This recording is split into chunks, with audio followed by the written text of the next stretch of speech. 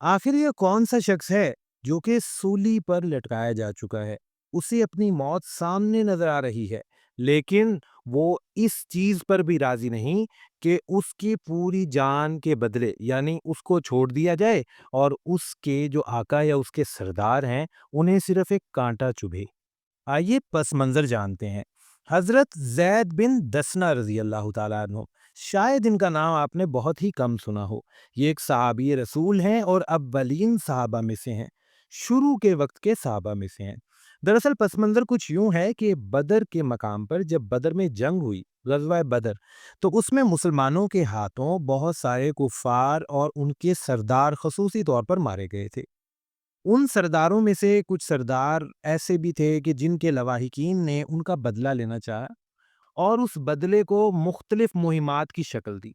दरअसल होता यूं है कि नबी पाक सल्लल्लाहु अलैहि वसल्लम के पास कुछ कबीला एक या उससे ज़्यादा आते हैं और वो प्यारे आका से रिक्वेस्ट करते हैं कि हमें कुछ मुअल्लिमीन दें। हम दीन इस्लाम कबूल करना चाहते हैं, लेकिन कुछ ऐसे लोग दें, अपने असहाब दें जो कि हमें दीन इस्लाम का इल्म सिखाएं। अब प्यारे आका ने तकरीबन 10 लोगों को उनके साथ भेज दिया, रवाना किया कि ये मुअल्लिमीन हैं, इनसे दीन सीखो। और उन 10 लोगों में ये लोग भी थे जो कि ग़ज़वा बदर में थे, पेश-पेश थे। अब ये जो कबीला था या ये जो जहाँ से ये लोग आए थे मुअल्लिमीन माँगने, इनकी पहले ही एक डील हो चुकी थी मुशरिकीन मक्का से कि हम ये लोग तुम्हें दे देंगे, और इन्होंने ऐसा ही किया। पहली तो बात आपको बताऊँ, जहाँ तक बताया जाता है कि वो 10 के 10 लोग कत्ल कर दिए गए और उनके बारे में मुख्तलिफ जो है ना वाक़यात में पता चलता है कि बड़ी ही दर्दनाक तरीके से उन्हें कत्ल किया गया है, शहीद हुए वो सब के सब। लेकिन उनमें 3 अफ़राद ऐसे थे जो कि मुशरिकीन मक्का को जो दिए गए, अब वो 2 का ज़िक्र तो आता है, हज़रत खुबैब बिन आदी रज़ी अल्लाह तआला अन्हुम और उनके साथ हज़रत ज़ैद बिन दसना रज़ी अल्लाह तआला अन्हु, और तीसरे जो हैं उनका मुख्तलिफ रिवायत में यानी कि उनके नेम का ज़िक्र है, लेकिन नेम उनका वेरी करता है थोड़ा-सा। अब ये जो हज़रत ज़ैद बिन दसना रज़ी अल्लाह तआला अन्हुम थे, इनको हरम के मकाम पर एक तनईम का एक मकाम है, उस मकाम पर इन्हें शहीद किया गया और एक ऊँची-सी यानी कि वो कोई मेरे ख़्याल खजूर का तना था या कोई ऐसी चीज़ थी, जिस पर इन्हें बाँध दिया गया। और अब इनके सामने था कि अब मुझे शहीद कर देंगे, और मारने लगे तो इन्होंने कहा, उस वक़्त अबू सुफ़ियान अभी ईमान नहीं लाए थे।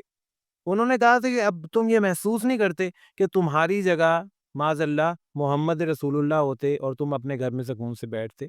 तो इन्होंने वो तारीखी अल्फाज कहे। अब आप सोचें, ऐसे मैं बैठा हूँ, आप बैठे सुन रहे हैं, कह देना कोई बात इतनी बड़ी बात नहीं है, लेकिन एक बंदा है, उसे बांध दिया गया है, उसे बस मारने लगे हैं।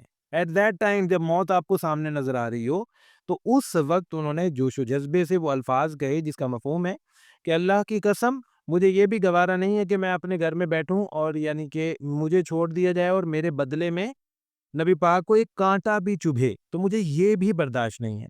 और जब ये बात सुनी अबू सुफियान ने, तो उन्होंने उस वक्त कहा कि किसी कौम को, यानी ये एक मफहूम है कि किसी कौम को भी ऐसे असहाब, ऐसे साथी नहीं मिले जैसा कि मोहम्मद सल्लल्लाहु अलैहि वसल्लम को मिले हैं। तो इस तरह देखें कि एक ऐसी रिप्रेजेंटेशन की है दीन इस्लाम की कि दीन इस्लाम में कुर्बानी की रूह मिलती है हमें, जिसे असल कुर्बानी कहते हैं ना, किसी चीज़ को कुर्बान कर देना। तो यहाँ जान हो या माल हो, हर लिहाज से हमें एक बहुत बड़ी एग्जाम्पल मिलती है कि किस तरह प्यारे आका के असहाब ने, यानी अब ये नहीं था कि कैद हो गए, अब सूली देने जा रहे हैं तो वो रो रहे हैं कि मुझे ना मारो, और नहीं नहीं, खंदा पेशानी के साथ उन्होंने अपनी जान को अल्लाह पाक की राह में कुर्बान किया। और उन्हें ये भी पसंद नहीं था कि मेरे आका को कांटा भी क्यों चुभे, कांटा भी नहीं चुभना चाहिए। तो प्यारे मुसलमानों, असल में ये ईमान था। अल्लाह पाक, नबी पाक सल्लल्लाहु अलैहि वसल्लम और उनके प्यारों के सदके हम सबको हिदायत अता फरमा दें। आमीन सुम्मा आमीन।